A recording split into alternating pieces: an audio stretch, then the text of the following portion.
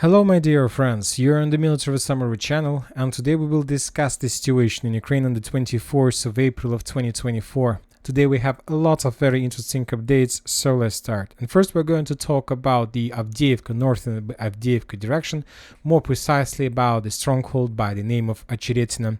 As you know, there are very heavy clashes right now in the area, and according to information we have, most likely the Russians managed to establish complete control over the territory.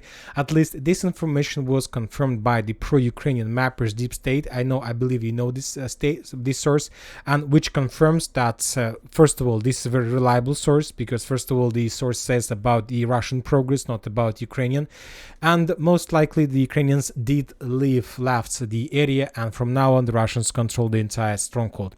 Furthermore, we got some updates that according to information we have, the Ukrainians probably left some soldiers, some groups, they abandoned them in the, let's say, western and the northern part of the stronghold with the purpose to probably to slow down the Russians and to win some time. But anyway, if we summarize everything, probably and most likely this is the current situation in the area. Furthermore, the sources reported that the Russians will try to move further to the north in direction of Arkhangelsk.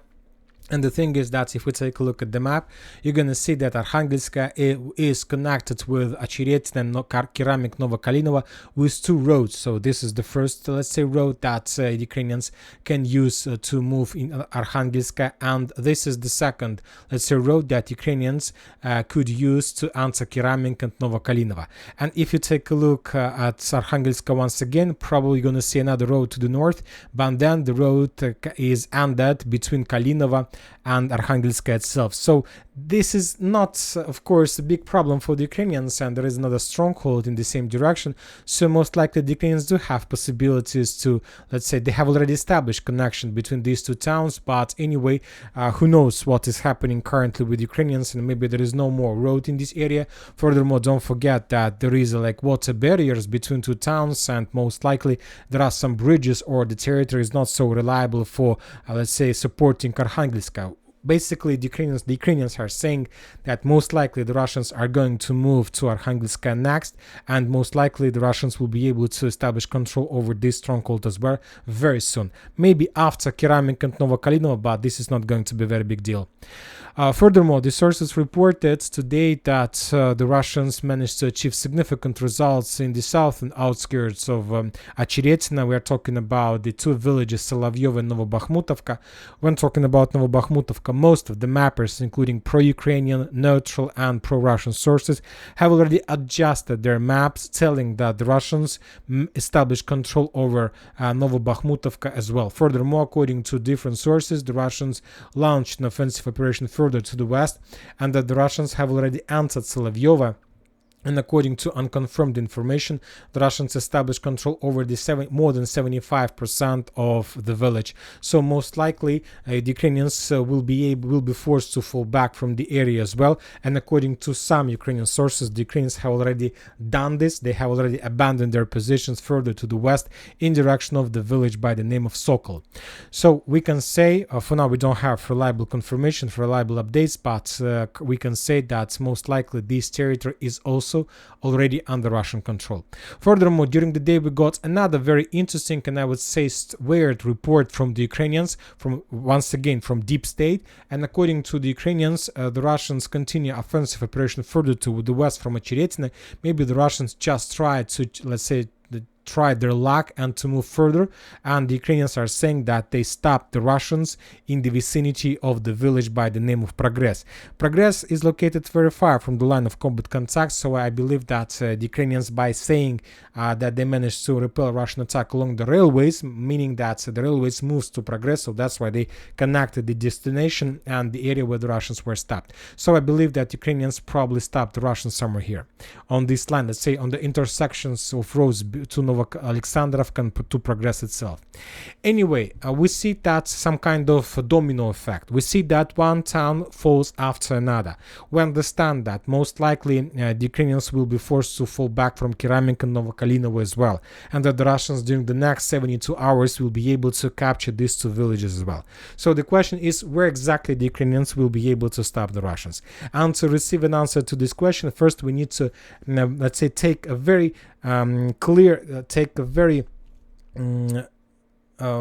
take a very good look at the current situation, at Ukrainian positions, water barriers, let's say ground situation in the area, and all these things will give us better understanding of the current configuration of the line of combat contact.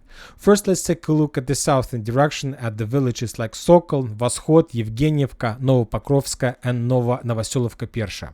First of all, and the most important, that these towns are located between the rivers and water barriers. So this is the first water barrier that goes through Sokol, then to Voshod, Yevgenievka, then to the town by the name to Vovcha River, and from Vovcha River to the south in direction of Mizhova, and then from Mizhova to the Karlovka water reservoir. So this is the first water barrier, and very reliable water barrier as defense belt, because as you can see, there is a very powerful stronghold of the armed forces of Ukraine that is semi-encircled by the water barrier, which makes it almost impossible to capture this territory as a result of, let's say, assault operation with tanks and armored vehicles. First, you're gonna need to, let's say, bypass this area from many directions, and only after that the Russians will be able to capture this area. Another water barrier goes from Sokol further to the west south Novopokrovska, then to Novoselovka Persha, and from Novoselovka Persha once again to Karlovka water reservoir. So we see a very difficult terrain, very difficult foothold that the Russians of course will try to capture. But the thing is that there are two strongholds. This is the first stronghold and this is the second stronghold, and most likely the Ukrainians will try to create their, let's say, short defense, local defense exactly along these lines. So between the strongholds and between the towns like Novopokrovska, Novoselovka Persha, and Sokol itself. So this is the next defense belt that Ukrainians will try to hold as long as possible. And most likely, the Ukrainians left this Solovyova, this area, and the Russians established control over more than 75%, just because the Ukrainians realized that currently it's impossible to hold this area, and they decided to fall back to the west towards the next defense belt, and just to keep a distance between Russian and Ukrainian forces, and to try to attack the Russians on their move through the fields. And of course it will be much more difficult for the Russians to capture this area, because there is like water barriers from two sides and two powerful strongholds. I'm not saying that it's impossible, but it's going to be very difficult, and of course with heavy losses from the Russian side. Now let's move to the north in direction of Arkhangelska, Kalinovo. So this, let's say, the possible Russian northern direction. And if we start with the water barriers as well, we're gonna see that there is a first water barrier that goes, let's say, from the north of Ocheretyne through the village of Arkhangelska and to the north to Kalinovo, and down to, let's say, big water reservoir, and further to Stara Mikolaivka. So this is another water barrier which is also very difficult for the Russians to cross. Furthermore, there are two strongholds on the south and to the north of this water barrier. When talking about Keramik and Novokalinovo, we see the same picture. One water barrier, let's say a network of lakes and rivers that goes further to the north in direction of Stara Mikolaivka. So once again, very difficult foothold for further offensive operation. Most likely the Russians will capture everything that located to the south of the water barrier, but it is going to be very difficult for the Russians to cross this water barrier and move further to the north in direction of Stara Mikolaivka. So until some point the Russians will capture everything. Arkhangelska, Keramik, Novokalinovo are the villages that would be captured by the Russians within the next week. It's like most likely. Now let's think about further Russian progress to the west. We have discussed this, let's say, area between rivers, very difficult to attack. So that's why the Russians have just one, let's say, goal, one let's say, option to move further along the railways in direction of Progress, and let's say to move also along the railways, but at some point of the railways to move to the north, to turn to the north in direction of Novoalexandrovka. Of course, it's possible. Yes, it's possible. There are no water barriers, just fields, operational space. You can move any direction you like, but there is one big problem: distance. The distance between Russian positions in Ocheretyne and these two towns. If we calculate, let's say, the distance from the edge building in Ocheretyne to along the, let's say, the normal roads to let's say this town at Novoalexandrovka, the distance is around a little bit less than 6 kilometers, and this is a lot. And if we calculate the distance from Ocheretyne to the western direction of Progress, then the distance is a little bit less than 8 kilometers. This is also a very big distance between villages, and these distances is very difficult to cross with armored vehicles and tanks. So it will take time when infantry, by moving through trenches, fortifications, through strongholds, through tree lines, are able to get these lines, because if you use armored vehicles, everything will be destroyed by the Ukraine FPV drone strikes. Almost the same story we see every day on the southern Kupinsk direction when the Russians try to cross the fields while attacking Terney. We discussed a lot this area. The Russians, during the previous attempts to attack the area, lost significant number of armored vehicles and tanks because of distance, because of lots of times, lots of hours and minutes, or let's say days required to cross these fields with heavy and slow, with a slow speed, let's say, armored vehicles. Now let's continue discussion. So what the Russians can do is to attack, of course, on the line of Berdichi, to the west. And probably this is the reason why the Ukrainians are so aggressive. As you can see, the Ukrainians didn't show us such a resistance on Ocheretyne direction as we can see every day on Berdichi direction. The Ukrainian 47th Mechanized Brigade continue repelling Russian attacks every single day. We got additional video of FPV drone strikes. Just point your attention. I would like to point your attention that when talking about Ocheretyne, we haven't received even a single video from the Ukrainian side of even a single FPV drone strike. I'm not saying that there are no drones, there are a lot of drones most likely, but when talking about Ocheretyne and Berdichi, about Berdichi, every single day we got another video of FPV drone strike, which is very weird and strange. So most likely the Ukrainians on this direction understand that they need to protect and they need to hold the road between Novoselovka-Persha, this one, and Umansk itself, with any losses, without counting losses, because if the Russians somehow are able to break through this defense belt and to, let's say, reach and to get to Umansk from the north, let's add some arrows. So let's assume that if the Russians are able to establish control over Novoselovka-Persha from the north, or to establish control over Umansk, this can lead to complete collapse of Ukrainian good positions, let's say in the vicinity of Ocheretyne, and this can lead to complete collapse of Ukraine defense belt, and first of all to lead to collapse of this artillery pocket, of this, let's say, Ukrainian pocket of the strongholds in the villages. But of course, all these projections, all these assumptions, on all these visual thinking from my side are about the situation when the Ukrainians have normal situation with army, with supplies, support, with vehicles, and the Russians have, and we see the normal development of the military configuration, of the military, let's say, situation on the ground. But we know that Ukrainians have significant problems with support, supply. So all these things, all these arrows that I have drawn on the map can mean nothing, because maybe now the Ukrainians don't have anything to show the Russians, and don't have anything how to slow down the Russians, and they will continue moving and moving further to the west, almost until the Russians reach the outskirts and the first buildings and the first villages around Pokrovsk and Mirnograd. So we can't be for sure, and we can't say anything for 100% sure about the current situation. Now let's move to the southern direction of Krasnohorivka, because this is the second most important area. That we don't have a lot of geolocations. More precisely, we have just one video of how the Russians were evacuating Turtle tank that was probably damaged somewhere on the line on the way to attack Krasnohorivka, and the sources reported that after the tank was repaired, the Russians launched another wave of attack, and according to information we have, the Russians, as a result of very heavy clashes on the southern part of Krasnohorivka, established complete control over this territory, and currently the clashes are taking place in the industrial zone, in let's say factory that located in the central part of the town. So, and the sources are saying that the Russians are pushing this area as never before, and according to information we have, the Russians launched such a heavy and such a powerful artillery preparation as we haven't seen anywhere before, also neither in Avdiivka direction or in Chasiv Yar or during the battle for Bakhmut. So something big, something terrible, and something very powerful Azov will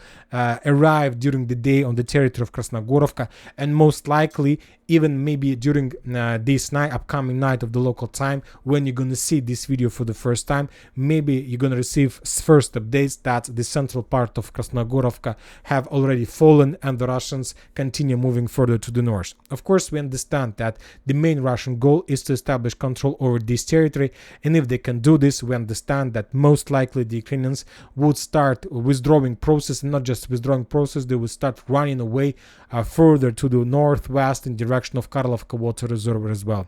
The Ukrainians reported that urgent message that everyone should sit in the basement, strictly not to go out anywhere, absolutely completely restrict movement around the city.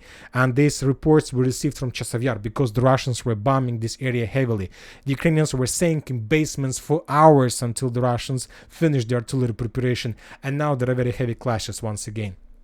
So most likely the Krasnohorivka is about to fall. Maybe this night something very terrible for the Ukrainians will happen in the area. Furthermore, we got updates that the Russians continue moving to the, let's say, to the west, southwest of Marinka and Georgiev, and according to different sources, this is approximately the Russian progress and Russian control of the territory. Furthermore, the Russians, of course, continue effective counter-artillery duels, and as a result of clashes during the previous 24 hours, the Ukrainians lost a few more additional artillery systems. During the previous 24 hours, we haven't received anything from Novomikhailivka, Konstantinovka, just one report that we have already discussed from the 79th Brigade about the Russian moto troopers, that Russians start using completely new tactics, that now they're using motorcycles, 4 motorcycles with 8-10 soldiers. They storm a small single position, capture this position, and while the Ukrainians, let's say, bring some reinforcement, they have no chances to return control. And according to Ukrainians, the Russians, using these tactics, have already established control over few strongholds in the fields between Konstantinovka and Ugledar. Ugledar, very heavy Russian activity, a lot of strikes, significant artillery preparation. I'm not telling you that the Russians are going to start the ground operation this night or tomorrow, but most likely by the end of this week we're going to receive first videos and first attempt from the Russian side to break through the Ukraine defense belt, and during the 5th or 6th attempts to capture Ugledar, the Russians would do this. Now we're moving back in direction of Chasiv Yar. Before Chasiv Yar, we got report, of course, important report from Dobropolye. We have the video of very heavy explosion. The Russians are saying that they discovered another ammo depot, and as a result of Iskander strike, that ammo depot was destroyed. Now the Ukrainians have additional problems with logistic and support. Western supply still hasn't, let's say, reached the line of combat contact, and most likely the Russians would try to destroy the Western help somewhere in the western part of Ukraine. Of course, something will reach the line of combat contact, but obviously not everything. The Ukrainians continue, let's say, the situation in the eastern Chasiv Yar continue developing not in Ukrainian favor. And the most important problem currently the Ukrainians are facing is the problem to cross Seversky Donetsk-Donbass River. The canal is under complete Russian control. So the Ukrainians have almost no chances to cross this water barrier. They can't send anything. The, let's say, pontoon bridges are still exist because the Russians use them as some kind of ambush, because when Ukrainians see a pontoon bridge, they try to cross this or that bridge from one side to another, and the Russians use the situation to destroy personal carriers, evacuation machines, supply machines, and so on. Furthermore, all these things led to one important, let's say, configuration, to one important option.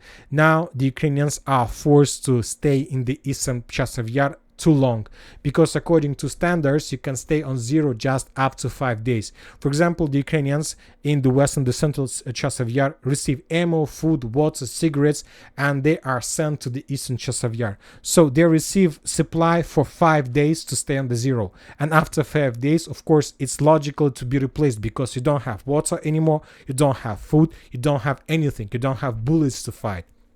But due to the complete control over canal, let's say the days that Ukrainians required to stay on this side is increased from 5 till 10, 15. So imagine yourself, the Ukrainian soldiers on the zero on the 15 days of clashes. Of course, they're exhausted. They don't want to fight. The only thing they want to get out of here, and they don't care about the weapon, the equipment, about anything. They just want to cross the Chasiv Yar canal, Seversky Donbass canal, and to find himself in the safe zone. And of course, the Russians use this situation. They continue exhausting the Ukrainians, and of course, once again, very likely something big is going to happen soon on this direction as well.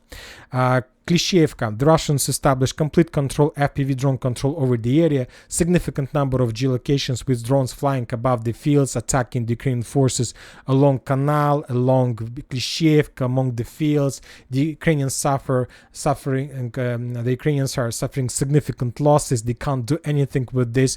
Probably the Russians are trying to force them to fall back, but for now the Ukrainians try to hold the area as long as possible. Siever's direction, we got updates that the Russians continue offensive, made few more attempts to attack Krasnohorivka. The Russians made few more attempts to attack the Ukrainian positions along the railways. The Russians intensified their artillery bombing to the south of the Sporne. Most likely this is the part of artillery preparation, and maybe the Russians will try to attack the village once again from the south, because it's already time to start doing something after a few weeks of, let's say, pummeling the area. Bilogorivka direction, we haven't received anything, just few Lancet strikes on Ukrainian artillery positions, artillery systems that Ukrainians try to hide to the west of landfill, of Bilogorivka landfill.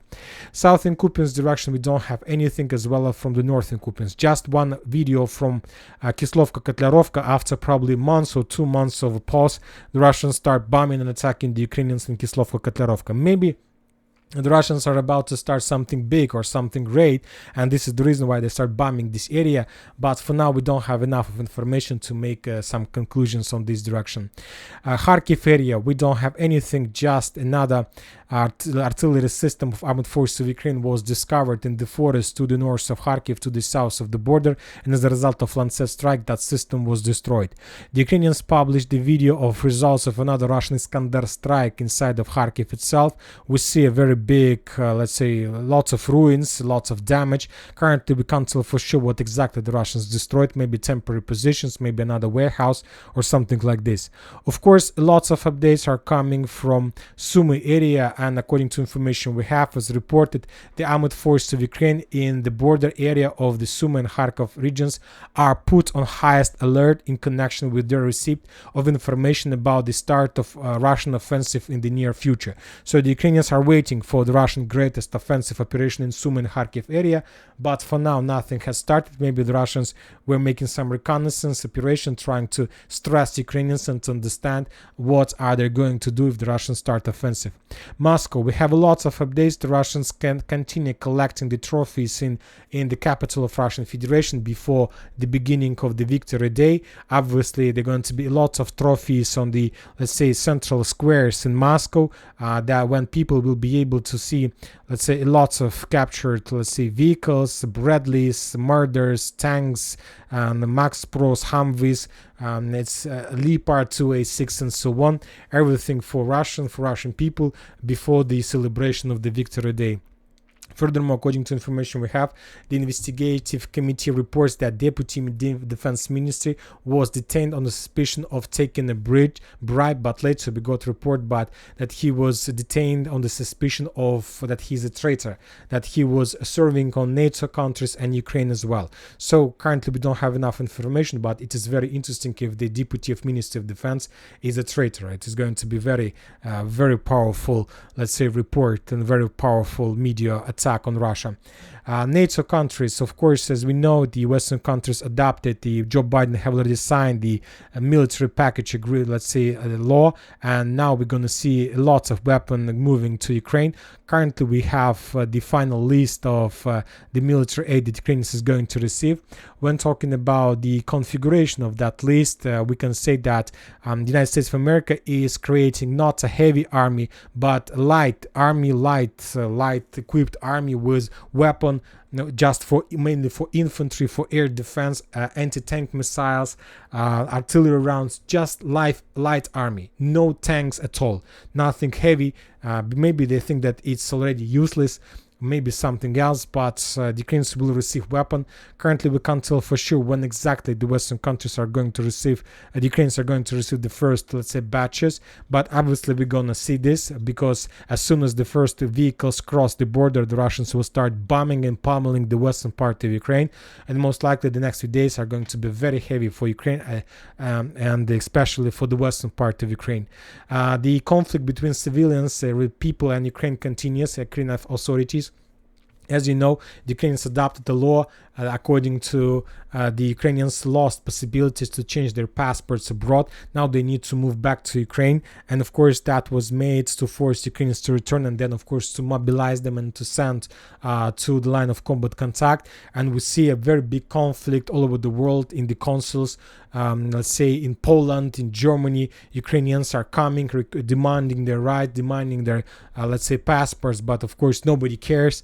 Everybody understands that for Ukraine it might be like decisive question to the returns of these people back to Ukraine and to send them to the line of combat contact. So the situation is very difficult, and obviously the situation is going to be much worse during the next few days, because we also receive report that Ukrainians are about to finish the preparation of another missile strike, massive missile strike, probably the biggest missile strike since the beginning of the special military operation on Crimea, and of course especially on Crimean Bridge. And this might be the turning point in the special military operation, not of course in Ukraine's favor, but turning point in the Russian approach how to finish the special military operation.